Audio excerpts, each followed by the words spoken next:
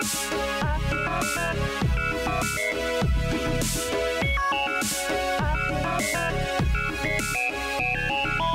everyone, welcome back to Learn to Play TV. Well, first things first, I want to apologize for my absence. I unfortunately had a back issue that was really making it hard to do any videos without a lot of pain. But I have taken this time away to get better, and let me tell you, I could not be happier to be back. I missed all of you, and I am pleased to announce that Learn to Play TV is now being sponsored by our friends over at trollandtoad.com. So remember to check them out today for all of your Heroclix needs. I will be going over the Mage Knight Resurrection Epic Campaign Starter Set that Troll and Toad sent us. This set comes with 6 figures, and one of these figures, Heroclix, which I believe is this guy up here in the corner here, can only be obtained through this set. So you're not going to be able to get him through those packages of the gravity feeds. This is the only way to find him, and he looks pretty cool. I'm really liking these sculpts with this set. So let's go ahead and open this up and see what else comes in here.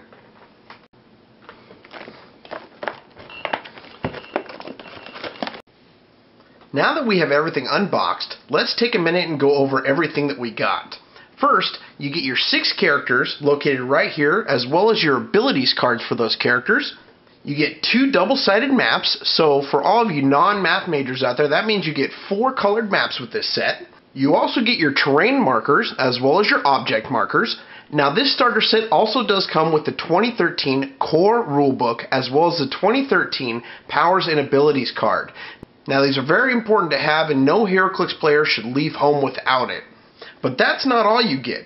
You also get 48 Horde tokens here for the game, as well as 2 mini dice to get you started. And last but not least, one of the coolest features with this set, you get 6 SwitchClix Mage Knight dials. Now you're probably asking why you need separate SwitchClix dials. Well, I'm going to tell you. And all of you Mage Knight fans out there can rest assured, those who do not know, by the end of this video, will know why you have the 2 dials. Now there is a lot to talk about when you're dealing with Mage Knight, so I'm going to go ahead and give you the short version. Mage Knight was released back towards the end of 2000, and it was a really big hit and ran till about the end of 2005, with this last expansion called Nexus. Now, I know there was a board game and a video game, but let's go ahead and keep the focus on the tabletop game. So let's jump ahead a little bit. In 2010, WizKids announced that they would be resurrecting the Mage Knight game that was such a big hit. And here we are now in 2013 with the newly resurrected Mage Knight game. So now you're probably still asking me, so why do we need separate dials? Well, here's why. WizKids has utilized the SwitchClix technology that they developed to allow them to incorporate Heroclix rules as well as the original Mage Knight rules. So, depending on which game you are playing, either Heroclix or the original Mage Knight rules that go with the Mage Knight 2.0 rulebook that can be found on WizKids' website, you can just switch your characters to that specific dial, so you can play either one. Now, I know all you old Mage Knight players out there are just loving this idea. You can go ahead and pull out and dust off all of your old Mage Knight pieces and really just dive in and get back into this game. And for all you newbies, like myself included, you can go ahead and keep up with your Heroclix rules and still have fun with all of your Heroclix friends. So now that we got that out of the way, and now everyone understands why they have the 2 different dials, let's go ahead and get a little closer look at these maps as well as these character abilities. Alright, so let's go ahead and take a look at a couple of these maps. I'm going to go ahead and I'm going to pick 2 maps out of the 4 that I really feel are some really cool maps that I'd love to play on, and we'll go over a couple of those. This first one here is called the Rokos Ruins, and you have starting areas not in the normal positions on each end of the map. You actually have them up here in the corners. You got one here and one down here at the bottom. Now, what makes this map really kind of stand out to me is where the blocking terrain is placed. So you have these walls on both sides that are essentially blocking you from any kind of line of fire that may be coming from a range attack. And then you also have these 4 pillars in the middle here that are blocking as well. Now, the one reason why I really picked this map is because I like to get in people's faces and have real close combat battles. Now, this map here is almost going to force you to try and get into that kind of a confrontation, because you have some elevated terrain here towards the top on the sides, but you're not going to be able to really snipe too many people from there because of that blocking terrain. Now, the only downfall I see to this map here is if you're playing an opponent that likes to turtle, and they're going to sit back and not really make any moves until you do. And that's where you really got to be strategic in this way and kind of move yourself around the map while giving yourself coverage with this blocking terrain to put yourself in position so that whoever makes that move, you can definitely jump in there and get that first attack. Now, with this water here in the middle, that may kind of hold you up a little bit, stopping yourself from entering that area so you don't stop your movement, or if you are using a character that has like a flight ability. Again, I'm not too sure exactly what kind of characters come with the new Mage Knight set. I may pick those up and take a look, because the starter set is actually pretty cool and it's actually pretty good, and I'd highly recommend it. But for normal Heroclix, if you're playing any of the superheroes and that has a ton of flight, or even we just went through Fear Itself here, this map would be a lot of fun with some Fear Itself characters. Alright, let's go on to our next map. Alright, for our second map, I went ahead and chose Crackstone Camp. And this map is another little battle royale map. Your starting areas, again, aren't in their normal positions, but they are here on the sides. We have positions here and here, as well as a ton of blocking terrain. You got this longhouse camp on both sides in front, and these little camp huts on the side. Those are all blocking, as well as this little, I want to say it's like a crystal or stone that's in the middle here. This is all blocking as well within the center of that water area. Now, this map I could really see having a lot of fun with some range characters. And I would have them kind of sweep out around these huts, or even kind of in between these two, just trying to take as many pop shots as I could, as well as have a couple of damage dealers and in-your-face characters to really get in there and try and bait some of your opponents out there so you can really snipe them. Now, overall, this map is very simple, but it can be a lot of fun, and it does have some pretty interesting map rules that really go along with Mage Knight. So if you're really into that and really want to play the Mage Knight rules, this map I think could be a lot of fun. And even if not, this could still be very entertaining. Just at the layout, I think that this could be a great map to have some fun on. Now let's see what these characters have to offer. First up is Heroclix. Heroclix is 125 points and has 7 clicks of life. He starts off strong, but drops off a little fast towards the back half of his dial. His first 2 clicks are really strong, with an 18 to 17 invulnerability, as well as charge, super strength, with a 10 to 11 attack, and exploit weakness as a topper. That's scary stuff, let me tell you. On his 3rd click, he picks up mind control, but loses charge. He also loses invulnerability and gains toughness. Now, you guys know how fond I am of toughness. I do like that he keeps super strength through his whole dial, but on clicks 3, 4, and 5, he has Battle Fury. Now, if this guy is already up in your face, you're going to have a bad time. But if he isn't, he's going to be a sitting duck. He does have a few saving graces that would make me play this guy a lot. First is his trait called Sword of Cons. And this trait states, immediately after Heroclix KOs an opposing character, he may use Sidestep and make a close combat action as a free action. That is huge. You're going to want to keep your team spread out when this guy comes a-knocking, or he's going to take out 2 of your guys in 1 turn. The second saving grace is his Epic Action. And yes, you did hear that correctly. Mage Knight has Epic Actions, and as a quick recap, Epic Actions can only be used in epic battles. And an epic battle is a battle that is between 400 points to 1,000 points. Now, Heroclix's Epic Action allows him to choose 1 character per 200 points of the game total, so that's a minimum of 2 friendly characters. And those chosen characters can now use Super Strength until the end of your next turn. Those chosen characters can pick up objects that are being held by adjacent opposing characters. That's just crazy. I mean, wow. You can just sit there and steal objects that your opposing characters are holding. And that is why this guy right here is a plus in my book.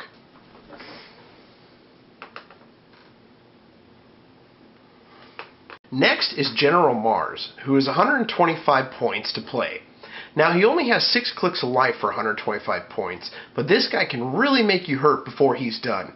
Like Harrowblade, General Mars' first 2 clicks are his bread and butter. He starts off with Running Shot, and did I mention that he's also a sharpshooter?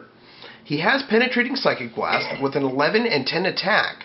Now, he does have toughness, but I do like the fact that he's got 18 and 17 defense stats. That's really going to help him stay alive and not get hit during this. Now to the good parts. General Mars also has a white damage ability on his first 2 clicks that allow him to use Leadership and Outwit. He can also use the Leadership twice per turn, and that's a great power all in itself. His trait that he gets is called Slash Shot, and it states, when General Mars hits with a ranged combat attack, after action resolve, he may be given a close combat action as a free action, but he cannot attack the same target. Again, that is just an awesome ability. So, with his sharpshooter, you could Running Shot on an opposing character. In the meantime, place General Mars adjacent to another opposing character. Finish the Running Shot action, hope you hit, then if you hit, turn to the now adjacent character and free action shoot him in the face.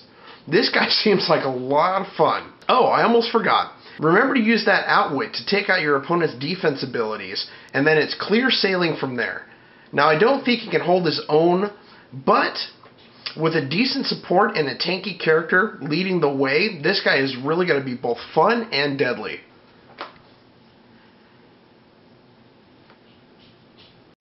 Here we have Quavon, who can be played at 175 points. Quavon has 7 clicks of health, which seems a little lacking for 175 points, but this guy can really do some damage. His whole dial makes this guy a ranged monster. Quavon has all the moves to keep your army away, while melting your army with his attacks. He starts off with Force Blast and gets Phasing Teleport later in his dial, so good luck trying to pin this guy down. Quavon also has 11s, 12s, and 10 attack values throughout his dial, and not to mention his Energy Explosion, starting on his 2nd click. But don't worry, he's about to get even better. He also has a solid defense stat, and almost a full dial of a white power that gives him toughness and super senses. And if you succeed with super senses, you can then place Quavon within 6 squares and line of fire. Oh, and I forgot, they do throw in a little bit of invulnerability here and there. And now, as if that wasn't enough, his damage stats are a solid 4 and 3 throughout his whole dial, and another white power comes up called These Books Contain Many Secrets. This ability allows Quavon to use Outwit and Perplex. When he uses Perplex to modify the combat value of an opposing character by -1, he may then modify the same combat value on himself or an adjacent friendly character by +1. This guy is a beast, and it goes to show you what you can get for 175 points.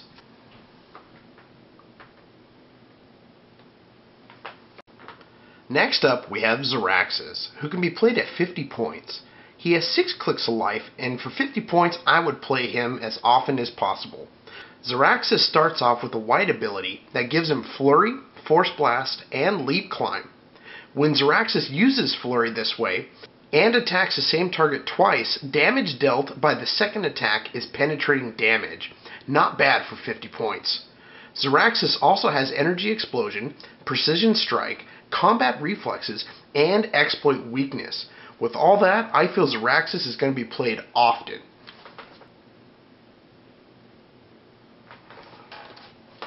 Now we're on to Cavalier Freeblade, and he can be played at 50 points. Now this guy doesn't look like he's anything really special, but he does have some pretty cool abilities that make him a fun character to play.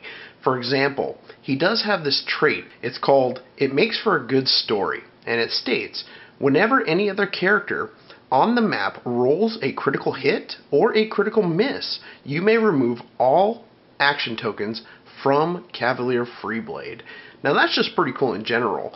I mean, crit hits and crit misses don't come out a lot, but when they do, to be able to remove all your action tokens off this guy is going to be pretty fun. Now, he does have Charge as well as Sidestep, which is always nice, but he doesn't really have a lot of damage. He sits at about a 2 damage throughout his whole dial, except for his last 2 clicks where he picks up Perplex and he goes down to a 1 damage. But Where this guy does shine, and what I'm looking at, is his defense abilities with his combat reflexes and his willpower, as well as his white damage ability. Now his white damage ability is called Let Me Show You a Few Tricks. And it states, Cavalier Freeblade can use Battle Fury and Empower. So for 50 points, again, I probably wouldn't use this character a lot, but he could be very fun.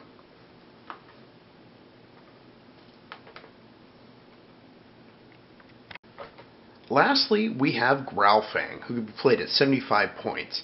Now, for 75 points, you're going to get 7 clicks of life, and looking over this guy's dial and his ability card, he is quickly becoming my favorite in this set. He is very powerful for just a small point value character. He has this really cool trait that's called Pain Waits in the Shadows, and it allows Gloom Fang to use stealth. So really you can just hide this guy in some hindering terrain, and no one's really going to mess with you unless they get up in your face and base you at that point. But that's where you want them with this character. He's almost got a full dial. He doesn't have it on his first click, but it starts on his second, where he has Blade Claw Fang, and it rides out all the way up until his 6th click. Now that's a lot of Blade Claw Fang. Not to mention that he does have super senses for a good portion of his dial to get out of any kind of attacks that you're going to be throwing at him. He has another white ability that he has all the way for his first 6 clicks that allows him to use Exploit Weakness. And when he does use Exploit Weakness, you then modify his damage value by +1 for each action token on that target. Now, he does start with 3 damage and rides out 2 damage through most of his dial, but with that ability, you can add up to a 5 damage if they've got 2 action tokens on your target, or even 1. Just that +1 extra damage is going to be really nice in a scenario where you're just facing off with your opponent. So for 75 points, this guy, again, he's going to be my favorite out of this set. I would love to play him. He seems like a lot of fun.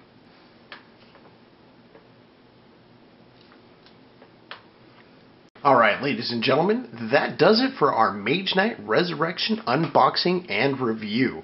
This set is a great way to get into Heroclix and Mage Knight as a veteran or a beginner player.